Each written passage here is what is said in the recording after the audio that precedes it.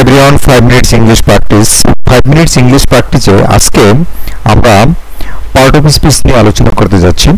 Part of স্পিচের প্রথম যে ক্লাসটি আমরা আজকে দেখাচ্ছি, এখানে পার্ট অফ স্পিচের চারটি অংশ, নাউন, প্রোনাউন, ভার্ব এবং অ্যাডজেক্টিভ, এই চারটি নিয়ে আমরা আলোচনা আজকে করব। তো পার্ট অফ স্পিচ নিয়ে এইখানে আমরা অন্ততপক্ষে 20 থেকে 25টি ক্লাস দেখাবো। সো ধারাবাহিকভাবে যারা এই ক্লাসগুলি দেখবে এবং যে সমস্ত স্টুডেন্ট এবং যারা কিছু ইংরেজি শিখতে চায়, ধারাবাহিকভাবে এই ক্লাসগুলি দেখলে তাদের অনেক উপকার হবে।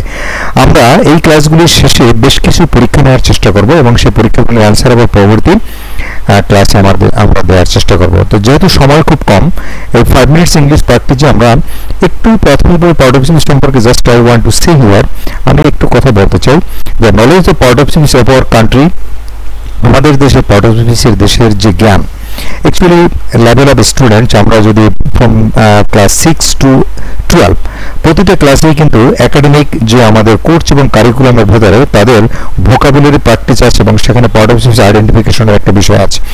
সো এই জায়গাগুলিতে পার্ট অফ স্পিচে আমাদের শিক্ষার্থীদের ধারণা এত নগণ্য এবং এত তুচ্ছ, আমরা আশ্চর্য হয়ে যাই মাঝে মধ্যে। অ্যাকচুয়ালি তারা classification of part of speech খুব বেশি প্র্যাকটিসই করে না। প্রোনাউনের classification, reciprocal pronoun, reflexive pronoun, actually they are using reciprocal pronoun very well. They know reciprocal or reflexive pronoun, but actually they cannot identify it.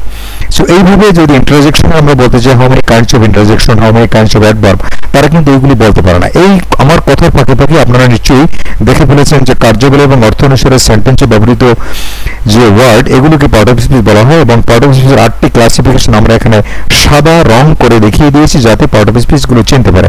So যারা প্রাথমিকভাবে part of speech শিখতে চায়, আসলে ঘরে বসে ইংরেজি প্র্যাকটিস করতে চায়, যে সমস্ত অনেক সময় অনেক শিক্ষার্থীদের মায়েরা বা বাবা যারা আসলে ইংরেজি নিয়ে খুব বেশি লেখাপড়া করে নাই, তারাও কিন্তু আসলে এই ক্লাসগুলি দেখলে তারা কিন্তু বাচ্চাদেরকে কিছুটা সহায়তা করতে পারবেন। এখানে পার্ট অফ স্পিচের আমরা যে ওয়ার্ডগুলি আমরা এখানে সাদা রং করে আইডেন্টিফাই করেছি, সেই ওয়ার্ডগুলিকে আবার আমরা এখানে একটু বোঝানোর চেষ্টা করি যে কোন ওয়ার্ডটি দিয়ে আসলে সাধারণত কি বোঝানো হয়েছে।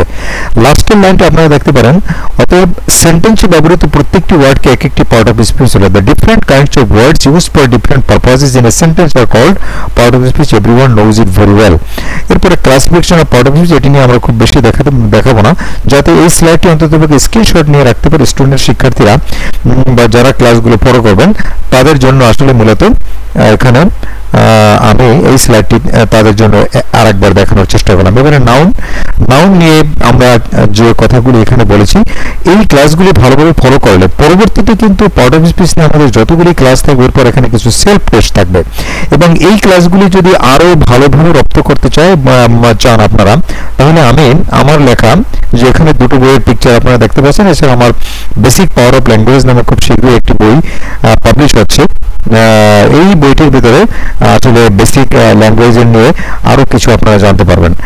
প্রোনাউন নিয়ে এখানে আলোচনা হয়েছে, প্রোনাউন দেখানো হয়েছে আসলে নাউনের পরিবর্তে যে ওয়ার্ডগুলো ব্যবহৃত হয় তাকে আমরা প্রোনাউন বলি। এরপরে পরবর্তীতে আস্তে আস্তে আমরা প্রোনাউনের ক্লাসিফিকেশন, প্রোনাউন সম্পর্কে বিস্তারিত আমরা দেখানোর চেষ্টা করব। এখানে অ্যাডজেক্টিভ নিয়ে আলোচনা হয়েছে। অ্যাডজেক্টিভ আমরা কতগুলি অ্যাডজেক্টিভ, যে ওয়ার্ডগুলি আমরা বোল্ড করে দিয়েছি এবং যে ওয়ার্ডগুলি আমরা এখানে দেখানোর চেষ্টা করেছি যাতে স্টুডেন্টরা অ্যাডজেক্টিভ চিনতে পারে, যেমন beautiful, useful, amazing, intelligent, all this words are actually adjective here. So অনেক সময় অ্যাডজেক্টিভ নাউনের পরে বসেও তাকে কোয়ালিফাই করতে পারে, হার পারফরম্যান্স ওয়াজ এক্সেলেন্ট।